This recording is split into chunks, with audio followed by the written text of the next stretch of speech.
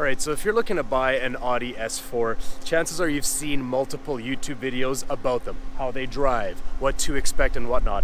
Well, today I'm going to be telling you the top 5 things that I hate about my Audi S4. Now, here's a disclaimer, I absolutely love this car. But anyways, without further ado, let's get into what those 5 things are. This comes in no particular order, but this has to be one of the most annoying things in this car. This armrest. I don't know what those guys at Volkswagen or Audi are smoking or what kind of drugs they are taking. They aren't the most premium quality, because this has got to be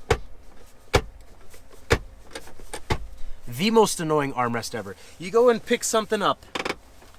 I'm gonna take my wallet out of here. Sometimes it'll close, other times it won't.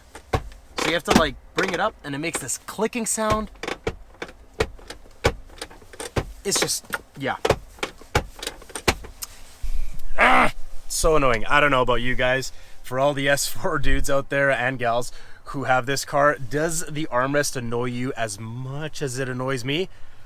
One of the most annoying things in this car. Next is going to be the MMI. Now, I'm not actually too bothered by its design or its layout. I actually think it's quite easy to get used to and to work with. It's really not all that difficult, in my opinion.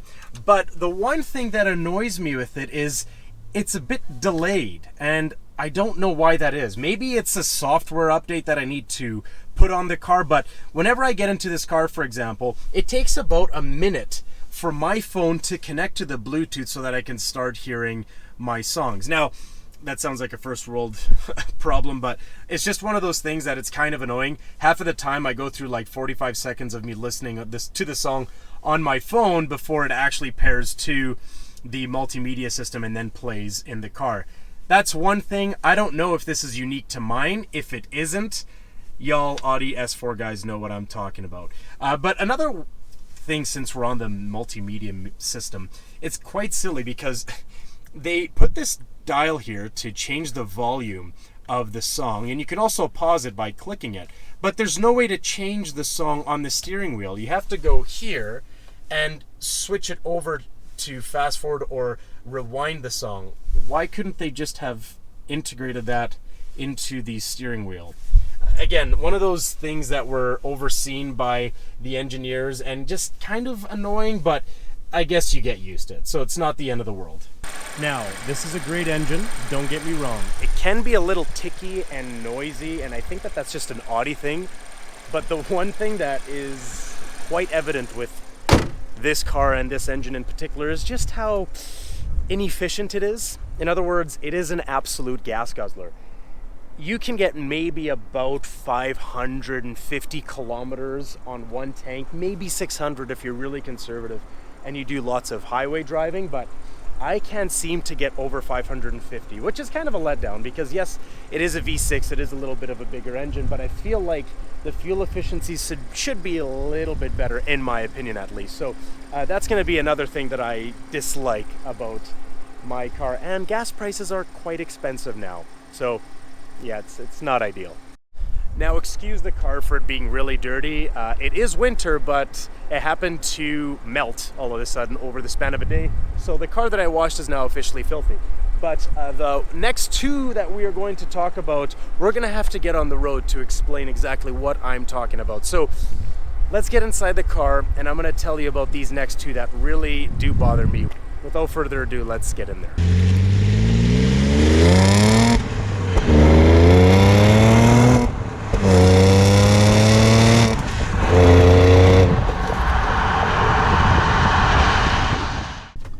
Alright, so this next one, it's a big one, and this is probably number 1 on my wrist if I had to rank them. Suspension. The suspension in this car is stiff. It's very stiff, and you know, obviously it makes sense. You're buying an S4, you're getting the performance A4, you're getting the one who's focused on putting good lap times, one that is going to offer more power, etc. So really, it all makes sense. This guy is not planning on moving out of the way, thank you. Edmonton drivers. But anyhow, you go over bumps and you feel absolutely everything. And even if there's like a little crack on the road, you're gonna feel it, you're gonna hear it.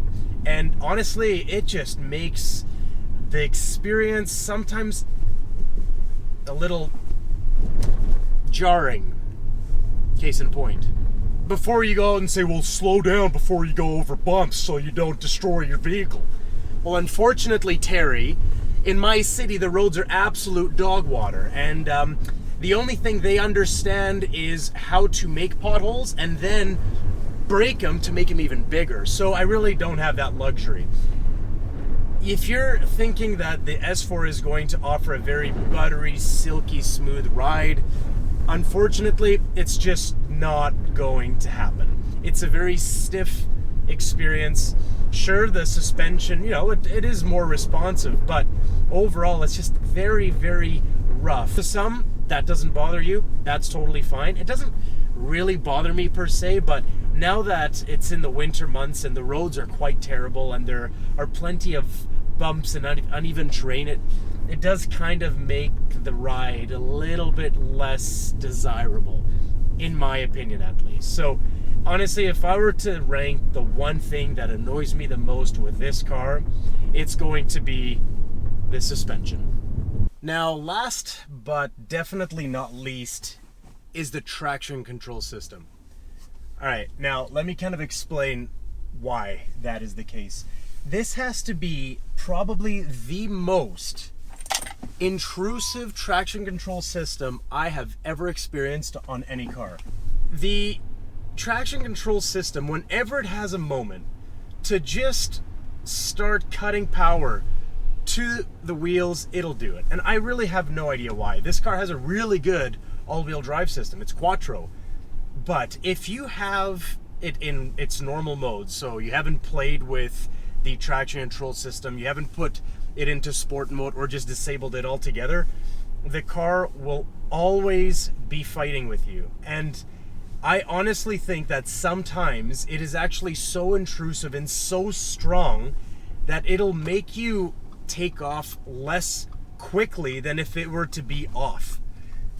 Now, the thing is, we all know why traction control exists. Obviously, it's to increase the safety of the drive, especially for those who don't have as much experience or skills with driving, and a scenario comes up and they need the support of the vehicle. I get that part, but for real, it is just a little too much. Audi should have really dialed it down. Now, let me know what you guys have to say about the S4's traction control system. Am I being a little too over the top, or am I pretty much spot on? I personally think they should have dialed it down just a tad, because let the car take advantage of the all-wheel drive system. I don't think reducing your revs that much with the traction control system is actually doing you any good. In some cases, I've had to disengage the traction control to get out of quick situations because it was just too much. It's too much. But that's my thoughts, and that's gonna wrap up these 5 points, these 5 things that I hate about the S4. We're gonna leave it on that note. Okay guys, so those are the top 5 things I hate about this car. Now, again, I absolutely love this vehicle. I've owned it for several months now. I've gotten used to the things,